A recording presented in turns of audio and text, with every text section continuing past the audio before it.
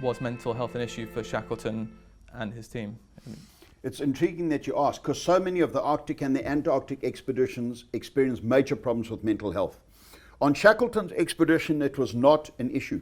Many of the men who survived Shackleton's expedition went back to the Antarctic. They certainly, outside of those who died in the trenches within a few months of returning, went on to lead very normal lives.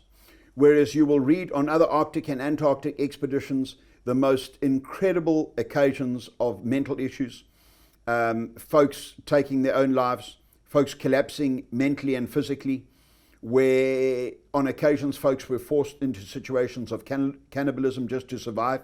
I think that that is a very, very different and difficult experience to recover from mentally. Shackleton's men, very few mental problems at all.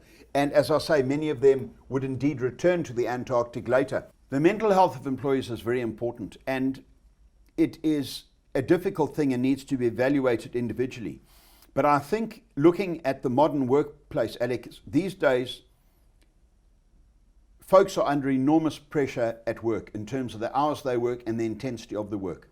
And I think that one needs to work hard at trying to achieve a balance or encouraging a balance within the group between rest and recreation, the amount of hours that one works and just how hard one works, and a fairly balanced lifestyle outside of that.